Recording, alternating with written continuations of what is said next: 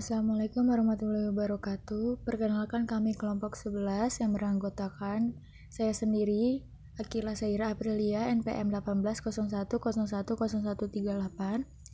Yang kedua ada Endah Ermawati, NPM 1801010159, dan yang terakhir ada Pringgo Anggoro, NPM 1801010177. Akan menjelaskan tentang strategi bisnis internasional. Yang pertama, pengertian strategi internasional adalah penjualan produk di pasar-pasar yang berada di luar pasar domestik perusahaan. Alasan utama diterapkan strategi internasional atau sebagai lawan strategi yang fokus pada pasar domestik adalah bahwa pasar internasional menghasilkan peluang baru yang potensial. Selanjutnya ada manfaat dari diversifikasi internasional. Yang pertama, meningkatkan ukuran pasar. Yang kedua, keuntungan yang lebih besar dari investasi modal besar atau investasi pada produk atau proses baru.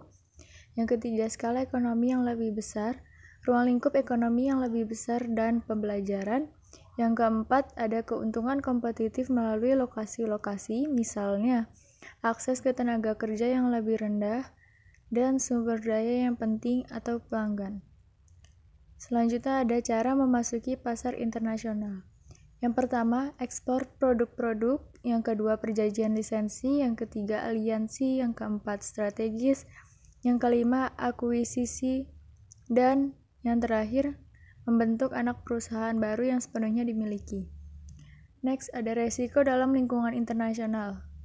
Yang A, resiko politik diantaranya. Pertama, pemberontakan di Chechnya atau Rusia dan Liberia atau Afrika.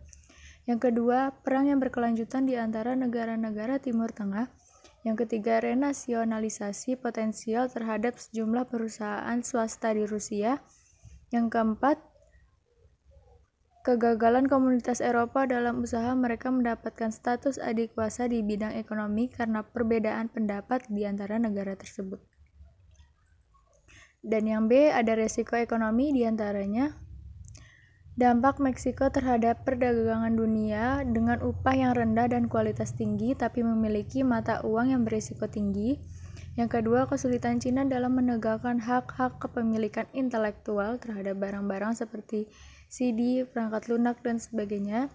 Yang ketiga, perjuangan Jerman dengan tingkat pengangguran yang tinggi, tingkat suku bunga yang tinggi, daya saing yang menurun, dan penghapusan program-program sosial. Dan yang terakhir ada kebijakan perdagangan Cina. Surplus perdagangan senilai $44 miliar dengan Amerika Serikat pada tahun 1997. Keseluruhan surplus perdagangan Amerika Serikat meningkat 2 kali lipat pada semester pertama tahun 1997. Next, ada faktor masuk pasar internasional. Yang pertama, menggunakan informasi peluang untuk menyusup ke pasar yang menguntungkan. Yang kedua, mengakses sumber daya yang produktif. Yang ketiga, mengakses pasar. Dan yang terakhir, mengatasi rintangan masuk pasar. Selanjutnya ada keadaan yang menyebabkan masuk pasar internasional. Yang pertama, keunggulan kompetitif biaya. Strategi penjualan atau daya tarik produk dari pendatang baru yang memungkinkan mengatasi pukulan fatal bagi anggota-anggota lemah yang dilancarkan oleh kelompok perusahaan yang telah mapan sebelumnya. Yang kedua, pendatang baru dapat meraup sejumlah besar lapangan usaha dari beberapa anggota kelompok yang karena sebab-sebab tertentu keunggulan kompetitifnya tidak bisa ditanding oleh para pendatang. Yang ketiga, ada kelompok dimekarkan oleh pendatang baru tersebut mampu mencapai equilibrium pada tingkat harga yang lebih tinggi, menutup biaya-biaya unit yang lebih besar yang dapat muncul dari pengurangan skala operasi dari setiap perusahaan. Yang terakhir ada perusahaan-perusahaan yang telah mapan memilih untuk memasuki pasar baru sebagai bagian dari strategi hubungan antara perusahaan yang melibatkan pasar atau produk lainnya. Yang terakhir ada kesimpulan. Strategi internasional adalah penjualan produk di pasar-pasar yang berada di luar pasar domestik perusahaan. Manfaatnya meningkatkan keuntungan yang lebih besar, skala ekonomi yang lebih besar, ruang lingkup ekonomi yang lebih besar, dan pembelajaran, dan keuntungan kompetitif melalui lokasi-lokasi.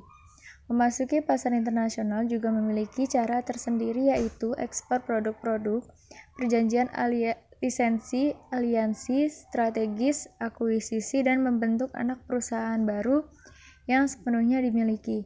Selain itu, faktor masuk pasar internasional juga berperan dalam mengembangkan kemajuan pasar.